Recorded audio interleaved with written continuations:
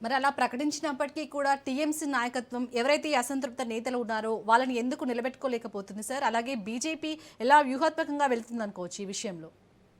ఇక్కడ బీజేపీ ఏం లేదు. ఎందుకంటే ఇప్పుడు ఓకే. వాళ్ళు యాదవ కులంలో ముసలం పుట్టినట్టు తృణమూల్ కాంగ్రెస్ లో ముసలం పుట్టింది. హ్మ్. బీజేపీ ఎంజాయ్ చేస్తుంది. అది తప్పు కాదు కదా! ఇప్పుడు ఒక అధికార పార్టీగా మొన్నటిదాకా ప్రతిపక్ష పార్టీగా ఉండి 77 సీట్లతో మొన్నటిదాకా ప్రతిపక్ష పార్టీ కదా! ప్రతిపక్ష పార్టీగా వీళ్ళు ఎంత తిప్పలు పెట్టింది తెలుసు కదా మీరు. అవును. కనుక సంతోషపడతారు. ఇప్పుడు ఒక్కోసారి రాజకీయాల్లో అన్ని అవకాశాలు కలిసి వచ్చినప్పుడు పార్టీలు కూడా దాన్ని ఎంజాయ్ చేస్తాయి. అంటే అనుకోకుండా వచ్చిన ఆఫర్ లాంటిది. కాకపోతే వెనక నుంచి ప్రోత్సాహం కూడా ఉండొచ్చు కాదంటలేదు నేను. కానీ డైరెక్ట్‌గా మమతా బెనర్జీ అయ్యింది అన్నప్పుడు ఆ నాయకత్వాన్ని వీడకుండా ఉందిరు కాదు వీళ్ళందరూ గూడా.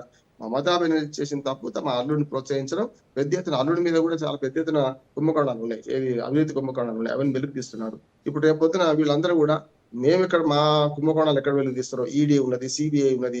ఈ కేసులు పెట్టించుకున్న దానికన్నా మమతా బెనర్జీకి వ్యతిరేకంగా పక్కకొస్తే అయిపోద్ది గదా! అనే మాట కూడా కావచ్చు అంటున్నాను. మమతా బెనర్జీ మీద కోపం కంటే గూడా వాళ్ళ స్వార్థం గూడా ఉండొచ్చు. అంతగా మమతా బెనర్జీ మన స్వీకృత అపరాధం అనరాదు. కనుక మమతా బెనర్జీ తప్పెంతుందో అట్లాగే వీళ్ళ స్వార్థం కూడా అంతే ఉంది. పోయిన వాళ్ళందరూ కూడా నిష్కళంకులు, పూర్తిగా మంచివాళ్ళని చెప్పలేము. వాళ్ళ అవినీతి బాగోతులు వాళ్ళకున్నాయి. రేపొద్దున బీజేపీతోని ఇబ్బంది కాకుండా ఉండాలంటే కూడా బీజేపీలో చేరకుండా తృణమూల్ కాంగ్రెస్‌లో ఉండి మరి వాళ్ళకి సపోర్ట్ చేసినట్టుంటే ఎట్లా ఉంటదనే ఆలోచనతోని బయటికెళ్ళినట్టు నాకు అనిపిస్తుంది. సరే, అలాగే ఇప్పుడు ఎవరైతే పార్టీ మారుతున్నారో ఆ నేతలు ప్రజా తీర్పును గౌరవిస్తున్నట్లా లేక వారి స్వార్థ ప్రయోజనాల కోసమే వెళ్తున్నట్టు అనుకోవచ్చా?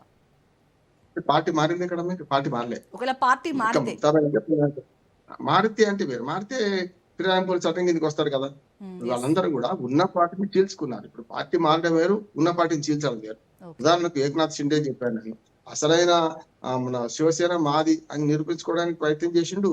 ఎక్కువ మంది మనకు ఉద్ధవ్ ఠాకరేకి వ్యతిరేకంగా వాళ్ళు బయటకొచ్చిండ్రు. వాళ్ళు ఎలక్షన్ కమిషన్ దగ్గర లీగల్‌గా వాళ్ళ పార్టీ ఇప్పుడు వాళ్ళకు వాళ్ళ వాళ్ళ బాణం గుర్తు కదా వాళ్ళది శివసేనది. బాణం గుర్తు తెచ్చుకున్నారు. అట్లాగే ఎన్‌సీపీ చీలిపోయినప్పుడు గూడా గడియారం గుర్తు వాళ్ళది. గడియారం గుర్తు వీళ్ళకే దక్కింది. ఏది మన అజిత్ పవార్ వర్గానికే దక్కింది. అజిత్ పవార్ చిన్నాన్న కొడుకే కదా మన అన్నయ్య కొడుకే కదా మన శరద్ పవార్‌కు. అందుకని ఏమంటున్నా అంటే ఇక్కడ పార్టీ చీలుడు వేరు, పార్టీ మొత్తం మారుడు వేరు. పార్టీ మారడం మన తెలంగాణలో జరిగింది. ఇప్పుడు ఉదాహరణకు 10 మంది బీఆర్ఎస్ ఎమ్మెల్యేలు ఆహ్, కాంగ్రెస్‌లో కలిశారు.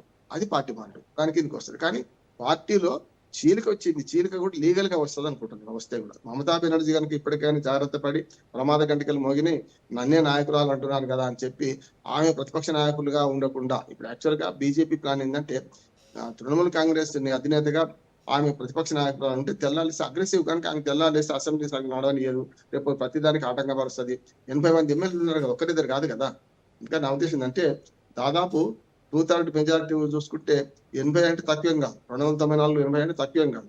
కనుక వాళ్ళతోని కలిసి రేపొద్దున ఆ 80 మంది ఎమ్మెల్యేలు తన వైపు ఉంటే రేపు ఏదైనా సరే అసెంబ్లీని సజావుగా సాగనివ్వకపోవచ్చు.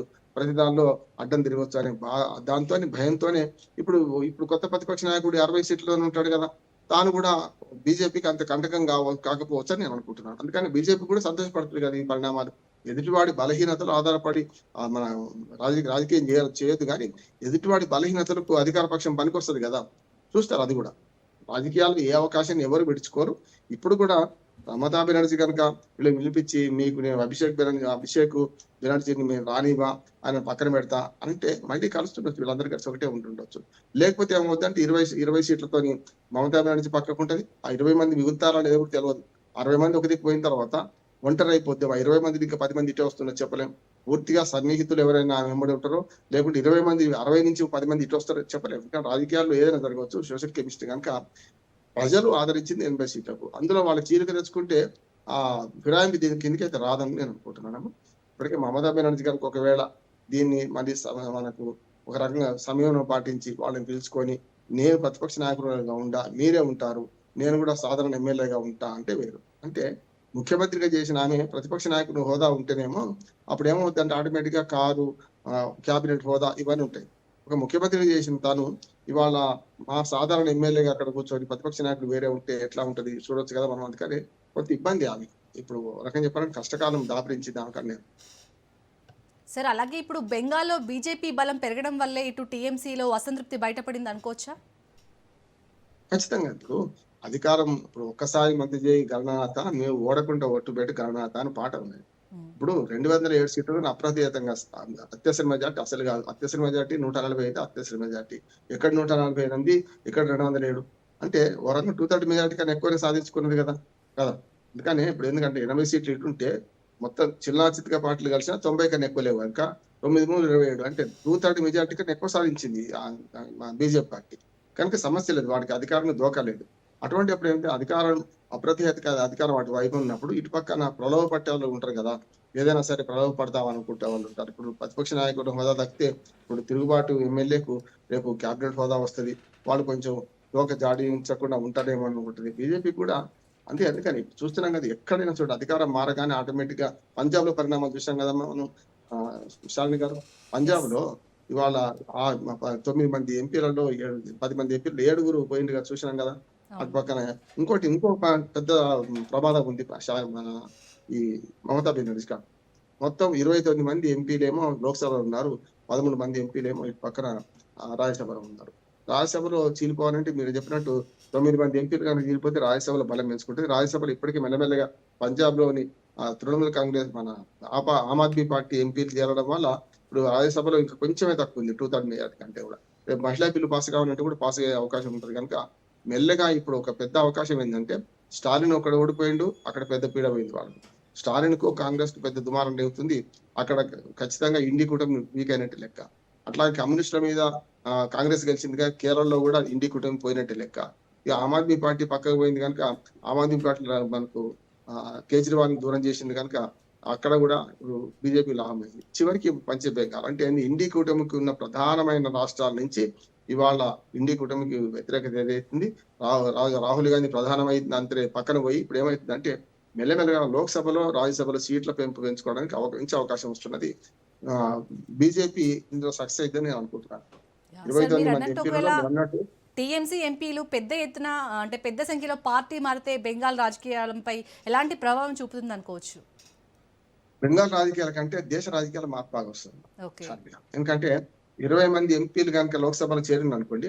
ఇప్పుడు ఓ రకం చెప్పండి మన మహిళా బిల్ ఎందుకు ఫెయిల్ అయింది? 2/3 మెజారిటీ లేకపోవడానికి ఈ 3 రాష్ట్రాలే కారణం కదా! ఎస్. తమిళనాడు, అట్లానే మనకు కేరళ, పశ్చిమ బెంగాల్, అట్లాగే నాలుగోది మనకు ఢిల్లీ, పంజాబ్. ఈ 4 రాష్ట్రాల ఎంపీలే ఎక్కువ మంది ఉన్నారు కదా! మిగతా అందరు కలిసి 99 మంది ఎంపీలు ఒక కాంగ్రెస్ ఉంటే ఈ మొత్తం కలిసి దాదాపు 60 మంది ఎంపీల దాకా వీళ్ళు ఈ 3 రాష్ట్రాలు ఉన్నాయి. కనుక ఏమైతుందంటే ఈ 3 రాష్ట్రాల ఎంపీలు ఎవరైతే ఉన్నారో ఇప్పుడు మెల్లమెల్లగా పార్టీ ఫినాన్స్ కూడా పోయిందనుకోండి.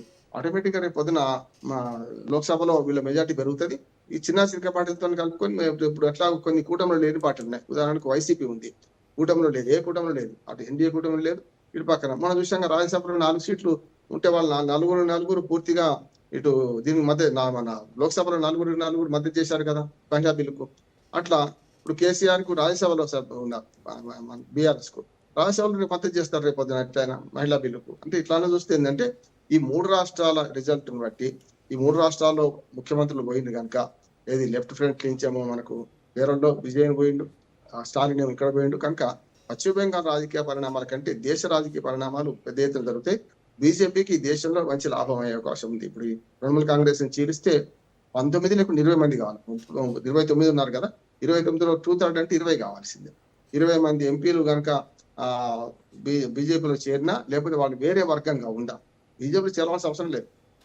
చీలిపోయి సేమ్ ఇట్లాగే 80లో 60 ఎట్లా పోయి ఉంటారో అసెంబ్లీ ఎమ్మెల్యేలు అట్లానే 29 ఎంపీలలో లోక్సభలో కేవలం 20 మంది పక్కకు పోతే వాళ్ళది వేరే వర్గంగా ఉంటది. రేపు అవసరమైనప్పుడు అంశాల వారి మద్దతు అంశాల వారి చేస్తారు. ఫిరాయించినా కూడా వాళ్ళ ఫిరాయింపుల కిందకి రారు. బీజేపీలో ఒకళ్ళు చేరిన వాళ్ళు ఫిరాయింపుల కిందకి రారు. నెంబర్ 1. 2 రాజ్యసభలో ఉన్న 13 మందిలో 9 మంది చేస్తే సరిపోతుంది.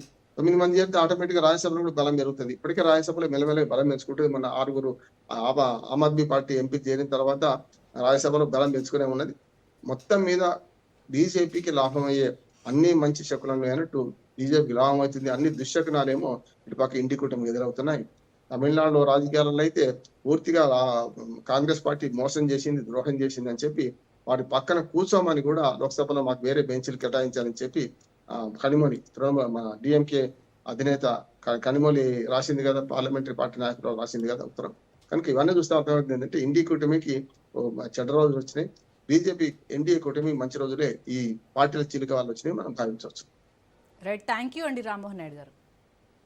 సో చూసారు కదండి, ఇటు టీఎంసీలో అయితే చీలిక కనబడుతుంది మనకు. ఎవరైతే అసంతృప్త నేతలు ఉన్నారో వాళ్ళని కనుక టీఎంసీ నాయకత్వం అంటే టీఎంసీ నాయకత్వం నిలబెట్టుకుంటే మాత్రం బాగుంటుంది. లేకపోతే ఒకవేళ వాళ్ళు ఇటు బీజేపీలో చేరితేనైతే బెంగాల్ రాజకీయాలు అయితే టర్న్ తీసుకునే అవకాశం ఉంది. సో ఇది వాటి special debate. Keep watching Raj news.